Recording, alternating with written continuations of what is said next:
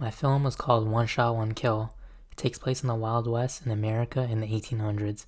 The film is an action-adventure western which also has elements of drama within it. The film has two main characters, Kennedy Cole, otherwise known as Killer Kenny, and Cassidy Cash. Kenny is a former outlaw who's now a bounty hunter. He goes around cities capturing criminals for a cash prize. He does this in order to repent for his sins that he committed as a criminal. He holds a lot of regret from his time as an outlaw. He's in his mid-30s, is cold-hearted, and works alone. Cassidy is someone Kenny took in when he was a homeless child. Kenny showed Cassidy the ways of an outlaw, and Cassidy has continued down that path years later. He's a criminal who's wanted for 12 murders and several robberies. He's charismatic, evil, and greedy. Film summary. The film starts with Kenny returning to the sheriff's office with a dead body as he claims his cash prize. They talk for a bit and the sheriff shows Kenny a wanted poster for $6,000. The bounty in question is Cassidy Cash, a former protege of Kenny's. Kenny grabs the poster and decides to hunt Cassidy. Kenny gets on his horse and he rides off. While Kenny is riding, the film does a brief flashback scene showing a younger Kenny meeting Cassidy as a homeless child and taking him in. The flashback shows Kenny teaching him how to survive and watching him grow up. The film then flashes back to the present and continues with Kennedy's search. He goes to the last place Cassidy was seen and eventually finds Cassidy. They see each other and they draw their guns. After sharing a few words, they put down their guns and Cassidy suggests they go for a drink. They go to a bar and sit down and have a conversation.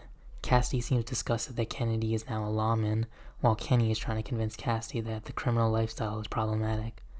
The debate heats up and Kenny notices two of Cassidy's henchmen approaching him. He looks at Cassidy, Cassidy reaches for his gun, and Kenny quickly kicks the table, whips out his pistol, and shoots the henchman. A shootout occurs, and Kenny gets shot in the arm, but runs and takes cover. People are screaming and running as Kenny and Cassidy are shooting each other, destroying tables. The bartender pulls a gun from on their desk, but Cassidy kills him, as well as another civilian. The action continues, and eventually Kenny chases Cassidy throughout the bar, until the henchman attacks him. Kenny fights off the henchman while Cassidy escapes. Kenny kills the henchman, and then he sees Cassidy ride off with his horse. He tries shooting him, but he misses. He calms down, walks side of the bar, and he looks around at the destroyed bars and sees the corpses of the bartender and the civilians. Kenny feels like this is all his fault and decides he needs to kill Cassidy. Kenny sees the henchman bleeding on the ground and aggressively asks him where Cassidy is heading. After a while, the henchman reveals that Cassidy is going to rob the town center.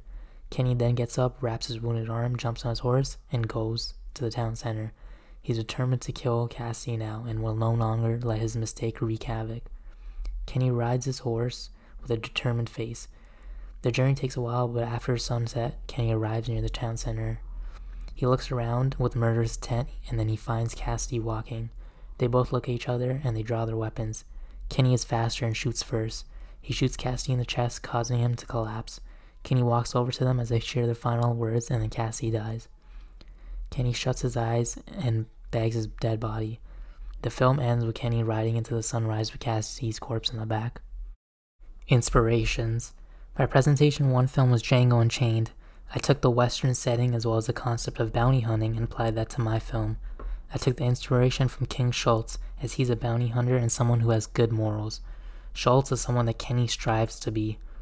Other inspirations for the Western settings are the games Red Dead Redemption and Red Dead Redemption 2, and also real-life outlaws such as Billy the Kid and Butch Cassidy.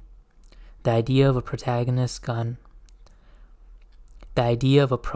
gone rogue was influenced by some anime I've watched such as Naruto, and specifically the relationship Kakashi has with Sasuke, who was an ex-protege who turned criminal. The concept of Kenny taking in Cassidy as a homeless child was inspired by the show Attack on Titan, and how Kenny the Ripper, a criminal, took in Levi Ackerman and taught him everything he knew. Technical aesthetics. The film will use warm color palettes, popping out colors such as yellow and orange to give off the Western aesthetic. During the travel scenes, there will be a lot of extreme wides to showcase the setting. When Kenny and Cassidy are talking in the bar, there will be close-ups and medium close-ups to show how intimate the conversation is, as well as there will be high angles on Kenny and lower angles on Cassidy. This is to show that Cassidy has a power in that conversation. This will then change at the end where Kenny confronts Cassidy again. There will be low angles on Kenny, showing him that he's stronger and that he's overcome Cassidy.